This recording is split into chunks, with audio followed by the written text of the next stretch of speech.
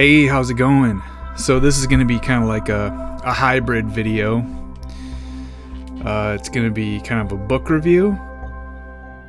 Smokey and the Folk Monster, a true story by Smokey Crabtree. It's also going to be a little bit talking about the movie, The Legend of Boggy Creek, which is what Smokey Crabtree here wrote about.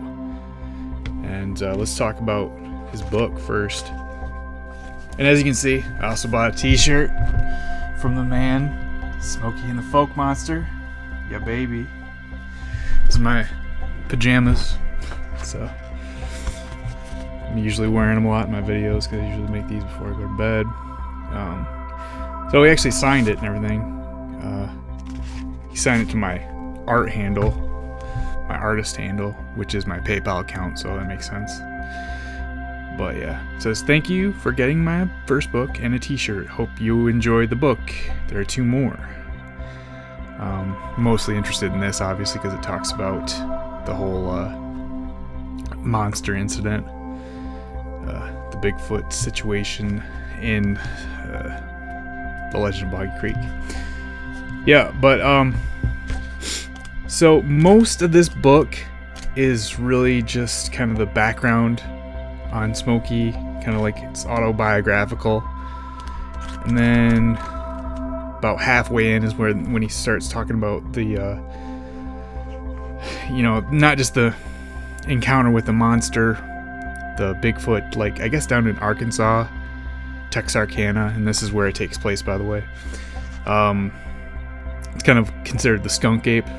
That's usually the term used to describe their Bigfoot. But I love these old books. This isn't an original pressing. You can buy the original pressing for like $75 on his website.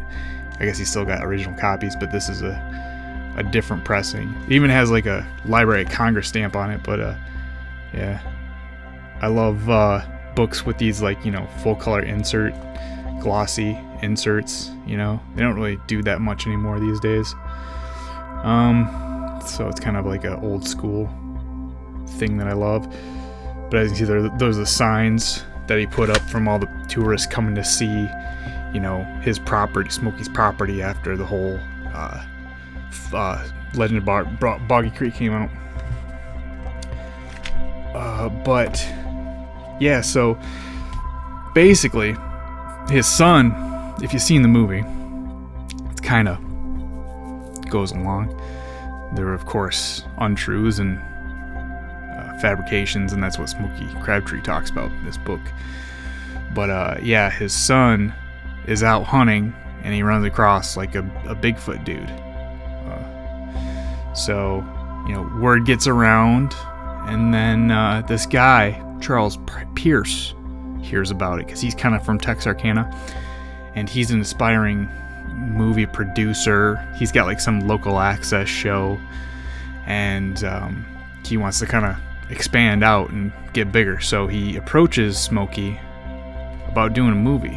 Okay, and this is where the trouble starts. I mean, it's really kind of a drama book. It's not too much about Bigfoot. It's more about the movie and kind of how Charles Pierce was kind of scummy, kind of manipulative, kind of played a lot of these like simple, poor country folk. They said they were gonna get paid. I think he paid them, but very little. They're just kind of exploited, really, and that's really what the book is about. Smokey kind of like saying he's sorry and kind of painting Charles Pierce in a bad light. So it's kind of a drama in that way, but it was still a good read. And if you like the movie, you definitely got to get this, because I mean, you just get so much insight into the background. And I guess Smokey got like 10% back end profits from the movie, which isn't bad because the movie made like millions. So he did pretty well on that, considering he's like a kind of grew up in the Depression era, poor country boy. So he made out well. But yeah, so The Legend of Boggy Creek is it's okay. It's almost impossible to watch, actually, though, because it's so low budget, dark as hell. I had to mess with my channel, my TV settings, just so I could see stuff in it, you know. Maybe I just got a bad copy or something, but even if I saw like a really high definition, I think the problems would still be there. But yeah, and then they went on to make a Legend of Boggy Creek 2, which is definitely more entertaining, more of a proper narrative, completely fictitious, of course, except based on a Bigfoot. And that was definitely more entertaining, especially the MSTK 3000 episode of that where they're making fun of it. It's pretty bad. And actually Charles Pierce is like the lead role in it, so he's like acting it up in that, and I don't know. It's alright. Oh, and then one last thing I wanted to mention, one thing that a commonality, okay, as far as you people that are into Bigfoot research and kind of connecting the dots, but the folk monster, okay, the folk monster Bigfoot, interesting thing, it had weird footprints, like 3-toed footprints, okay? And there's theories about this. I think John Keel mentioned that 3-toed footprints of Bigfoot-like creatures are common in UFO cases, like a UFO-Bigfoot connection, which is something I love. My two genres combined. But another theory for the 3-toed, I believe it's called deleterious, as in delete,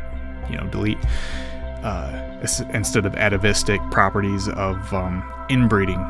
Usually stuff isn't added, it's removed from inbreeding. So, and there's even like a cheesy song in this in Legend of Boggy Creek about like, is he the only one of his kind, and stuff like that. So it would seem that way. I mean, that's always an interesting thing to think about when you think of Bigfoot, there's got to be a population if these things are like animals, right? Got to be more than one, but who knows? So yeah, thanks for watching. Bye. I'll put links to buy the book. You can check out Smokey's website if you want. Good times, good rhymes. Later, skaters.